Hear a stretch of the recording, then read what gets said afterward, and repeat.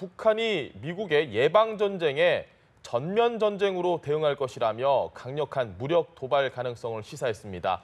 중장거리 탄도미사일 화성 11호, 미국 괌 주변에 대한 포위 사격 작전도 검토하고 있다고 위협했는데요. 네, 통일부에 나가 있는 취재기자 연결합니다.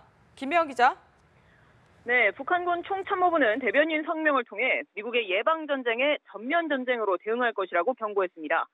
북한군 총참모부 대변인은 미국의 선제타격 시도를 자신들의 선제타격으로 짚부술 것이라며 북한 영토가 전쟁마당이 되기 전에 미국 본토를 핵 전쟁마당으로 만들겠다고 위협했습니다. 이어 미국의 선제타격 시도가 드러나는 즉시 서울을 불바다로 만드는 등 남한을 동시 타격하고 미군 발진기지를 제압하는 전면적인 선제타격에 나설 것이라고 했습니다.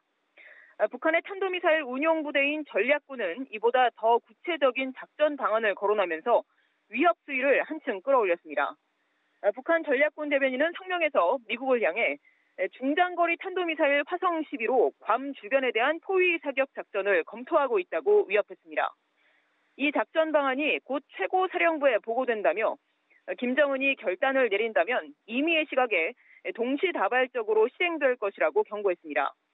아울러 미국 괌 기지의 전략 폭격기들이 한반도 상공에 출동하는 것을 두고 제압을 위한 실제적인 행동을 반드시 취해야겠다는 필요성을 느끼게 한다고도 했습니다.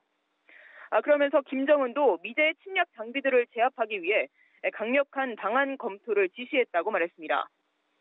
이 계획이 단행된다면 미국이 전략 무기의 위력을 가장 가까이에서 제일 먼저 체험하게 될 것이라며 이러한 군사적 선택을 하지 않도록 미국의 군사적 도발 행위를 중단해야 한다고 촉구했습니다.